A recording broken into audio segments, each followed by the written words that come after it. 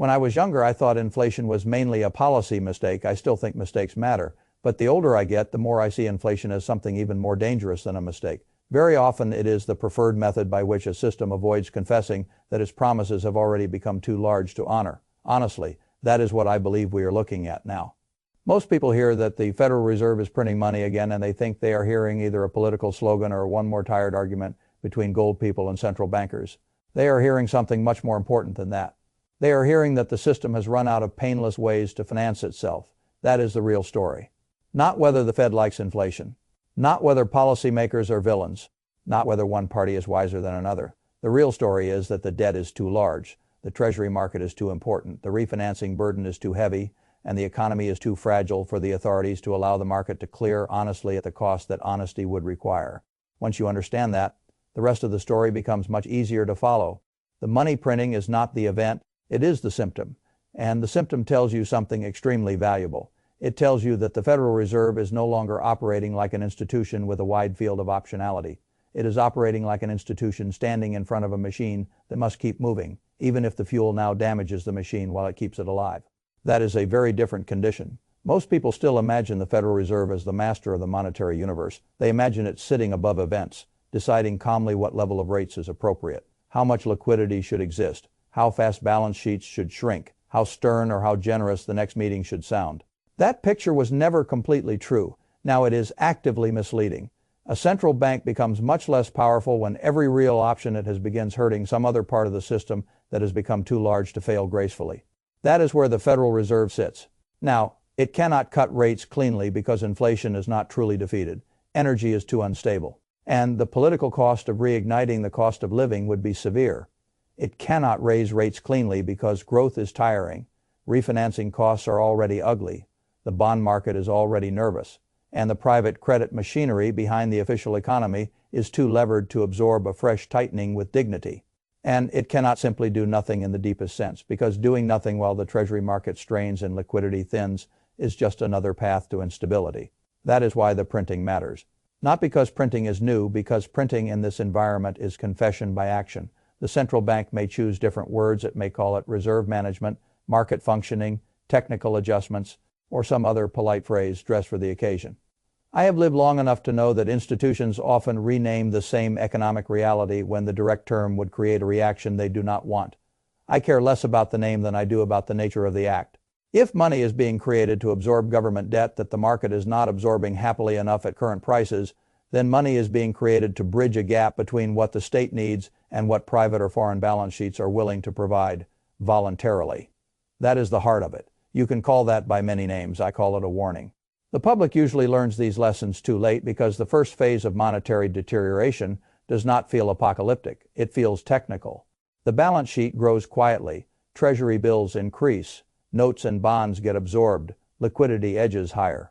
Officials tell you this is orderly, limited, prudent, temporary, or necessary for market plumbing. Most people hear that and move on. They assume plumbing problems belong to specialists, not to ordinary households. That is one of the great misunderstandings of modern finance. The plumbing is the thing that reaches your household last and hardest. It reaches the mortgage rate. It reaches the cost of a car loan. It reaches the real return on your savings. It reaches the valuation of every dollar-denominated promise.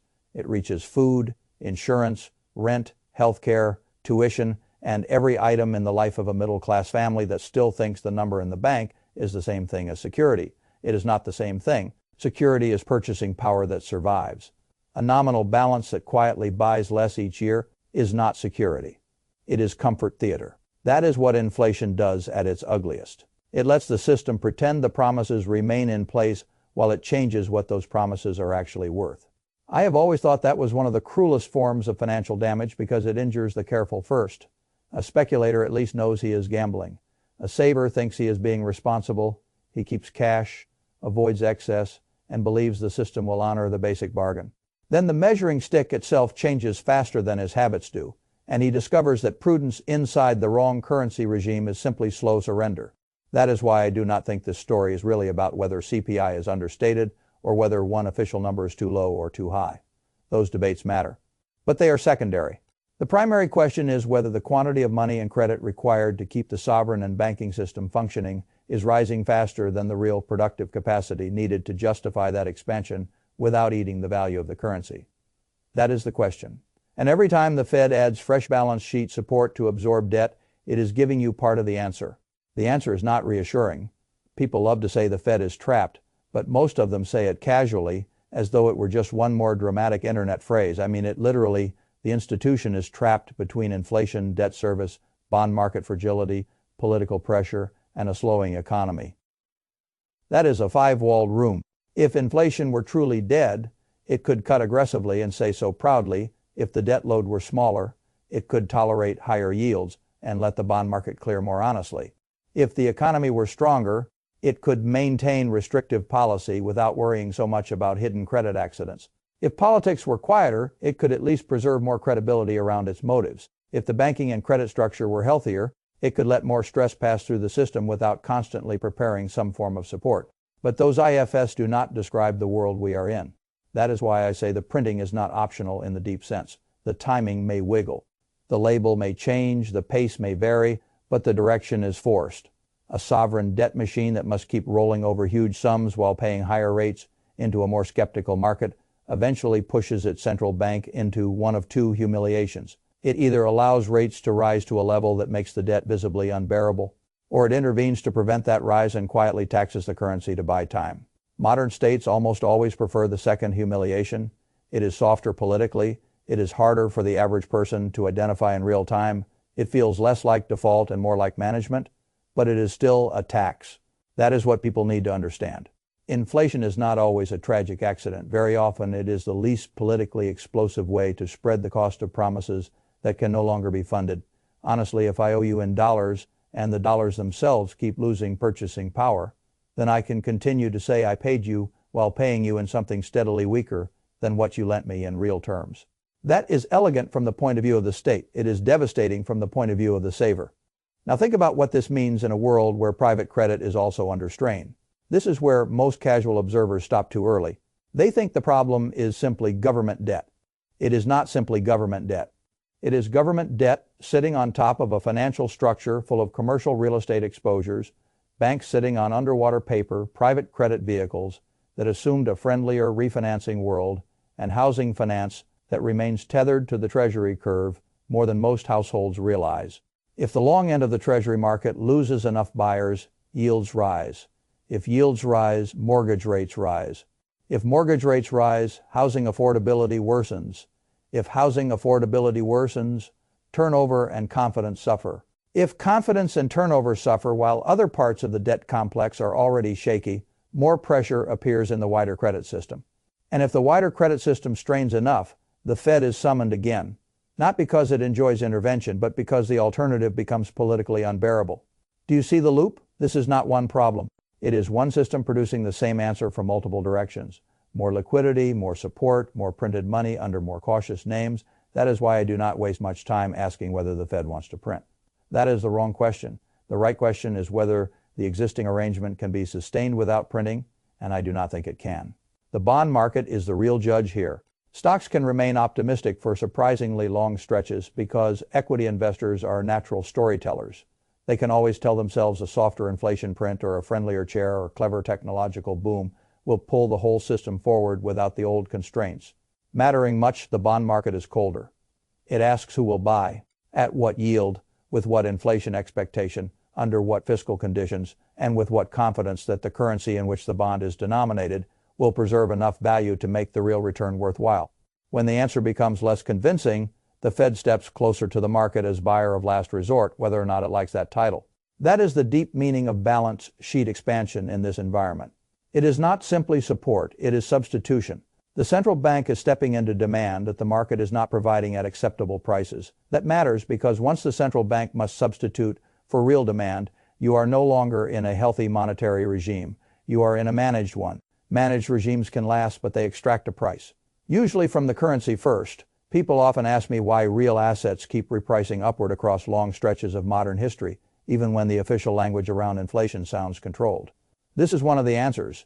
If the state and the central bank together cannot tolerate the honest clearing price of money and debt, then hard assets, scarce assets, productive assets, and claims on real things begin slowly escaping the measurement system. They rise not always because they become more useful in absolute terms, but because the unit used to price them becomes less trustworthy over time. That is a crucial distinction. You do not need every real asset to become dramatically better for its price to rise. You only need the denominator to weaken. That is why I have always distrusted people who discuss nominal wealth as though it were enough. You are not richer, because the number got larger if the money itself got worse faster than the thing you think you accumulated. This is especially true for the middle class because the middle class tends to keep more of its life inside visible financial channels. Checking accounts, payroll deposits, retirement funds, bonds, mutual funds, bank products, fixed salaries. That is why inflation feels so unfair to ordinary working households. They are closest to the measuring stick, they have the least ability to change it, the least room to hedge it, and often the most faith in the institutions telling them it is all broadly under control. I am not saying panic. Panic is what people do when they realize too late that they trusted the wrong story. I am saying interpret the story correctly. Now, the Fed printing money again tells you that the debt market cannot be left entirely to its own devices. Inflation accelerating tells you that monetary accommodation now carries a more direct political and social cost. Mortgage rates rising with Treasury yields tells you the housing channel is not insulated from any of this. And the refusal or inability to cut rates meaningfully tells you the central bank can no longer perform the easy rescuer role it played in the minds of many investors for the last 15 years. That is a great many doors closing at once. When enough doors close at once, markets do not need a speech to tell them what comes next. They begin repricing along the channels that remain open. Real assets, short duration over long duration, things with pricing power, things that survive monetary dilution better than fixed nominal promises do, things the system cannot print. That is the quiet migration underway. Now, I am not naïve. I know that central banks can stretch time far longer than purists expect. They can repress yields, they can rename programs, they can coordinate language, they can use regulation to absorb pressure that might otherwise appear more violently. They can absolutely keep the game going. But that is exactly my point. Keeping the game going is not the same as restoring the old honesty of the game. It is an admission that the old balance no longer exists. The investor who fails to see this ends up misreading everything. He thinks money printing is temporary because the phrase used for it sounded temporary. He thinks inflation is solved because the official target remains on paper. He thinks rates will normalize because normal is what the cycle used to do. He thinks the dollar is safe because it is familiar. He thinks his retirement portfolio is diversified because it contains many line items, all of them still measured in the same regime. Familiarity is not safety. That is one of the hardest lessons in finance. The most dangerous systems are often the ones people trust by habit long after the structure underneath them has changed. So let me tell you plainly what I think this means. The Federal Reserve will almost certainly have to continue supplying liquidity in one form or another because the debt machine, the Treasury market, and the broader credit system cannot comfortably tolerate a full, honest clearing of risk and rates. That continued supply of liquidity will continue weakening the currency over time, even if not every month looks dramatic. Inflation will remain more stubborn than the public wants because energy, debt, and policy compromise are all feeding the same set of pressures.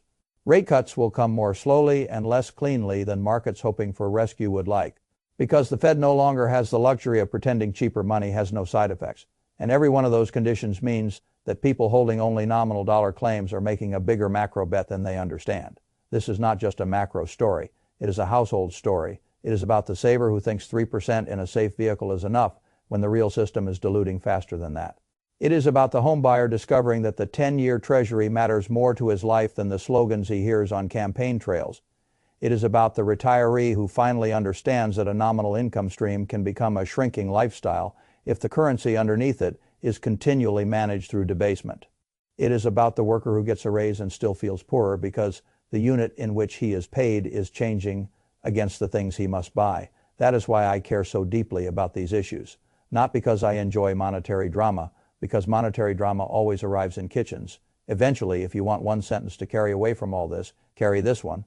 The Fed is printing money again, not because it is adventurous, but because the alternative is a degree of honesty the system can no longer afford. That is the clearest way I know to say it. And once you understand that, you stop asking whether the printing is good or bad in the abstract.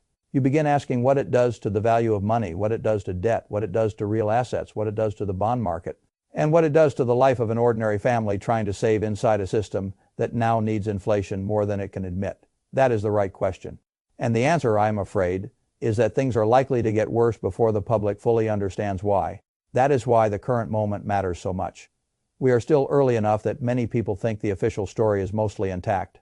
But we are late enough that the numbers are already saying otherwise. I have learned to trust the numbers before I trust the soothing story built around them. You should too, because the Federal Reserve has made its real move already. The move was not just the balance sheet expansion itself. The move was the revelation that the system still needs it. And once a system shows you that, you should believe it the first time. There's one more layer to this that I think people need to understand if they want to see the whole machine clearly. A great many investors still think of the Federal Reserve as a force that mainly affects Wall Street. They imagine money printing as something that inflates stock charts, rescues banks, or creates one more argument between economists on television. That is far too narrow. What the Fed is really doing when it creates money to absorb debt pressure is deciding who will carry the cost of keeping the system standing. If the market were forced to absorb the full supply of government debt at fully honest prices, the cost would show up immediately in yields, borrowing cost, refinancing stress, and a very public confrontation with how unaffordable the state's promises have become. That would be painful, direct, and politically explosive. If the central bank steps in instead, the pain does not disappear. It merely changes form. It becomes slower, more dispersed, less obvious. It moves from the auction to the currency, from the bond market to the supermarket, from the Treasury's financing problem to the saver's purchasing power problem. That is the transfer the public rarely sees clearly enough. People talk as though money printing helps the government and hurts savers. But even that framing is too gentle. What it really does is socialize the cost of an overpromised debt structure through the measuring unit everyone must use. You do not need to vote for it. You do not need to understand it. You do not need to consent to it. If your life runs through dollars, you begin carrying part of the burden automatically. That is why the issue is so important. This is not a narrow question about the Federal Reserve's balance sheet. It is a question about how a society chooses to distribute the cost of past promises when those promises become too heavy to carry, honestly. And the answer again and again is that the cost is pushed into the currency because that is the broadest tax base of all. Everybody touches money, everybody must transact. Everybody must save or spend in the unit. That makes the unit itself the easiest place to dilute. I have always found it remarkable that people become furious about explicit taxes and strangely calm about inflation, even though inflation can be the more elegant and more far-reaching confiscation. At least a tax bill arrives with a number and a signature. Inflation arrives disguised as ordinary life getting strangely harder despite your efforts. Your savings account number still looks like savings. Your paycheck still arrives. Your bond fund still prints a statement. Your pension still shows a balance. But more and more that apparent stability is being measured in a unit whose future integrity depends on a central bank that now has to choose between preserving confidence and preserving functionality, and cannot fully preserve both. That is the real pressure. And once you understand that, you also understand why the old distinction between conservative and risky begins to blur. For years, the conservative choice was obvious. Hold cash, hold bonds, stay diversified, let the institutions manage the system.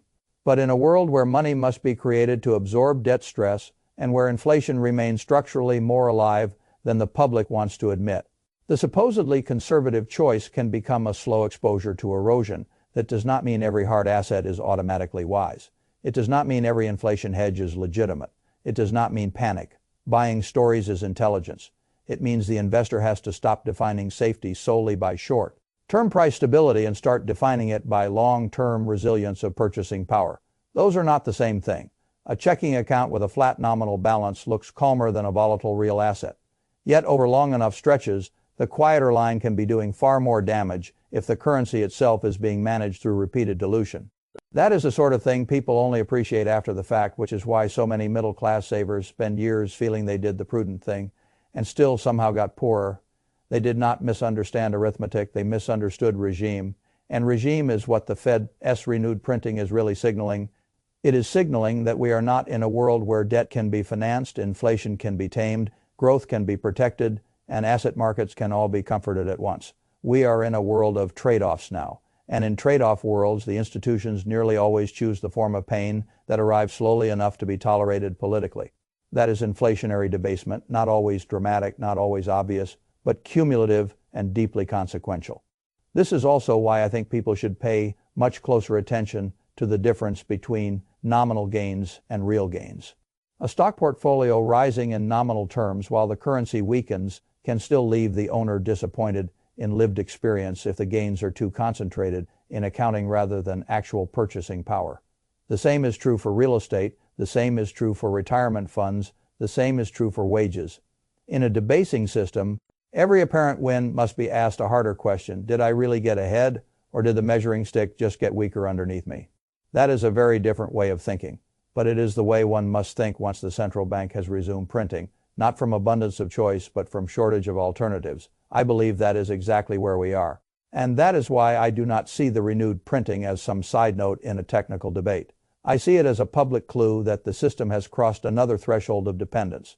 The more often the machine needs fresh monetary support to avoid honest repricing. The less credible the idea becomes that the currency can remain fully trustworthy over long periods without demanding a premium in the form of higher real asset prices. That is the bigger story. The Fed is not merely printing money again. It is revealing again that the structure now depends on being printed for. And once a structure depends on that, you should assume the dilution of the currency is no longer an accident of policy. It is part of the maintenance plan.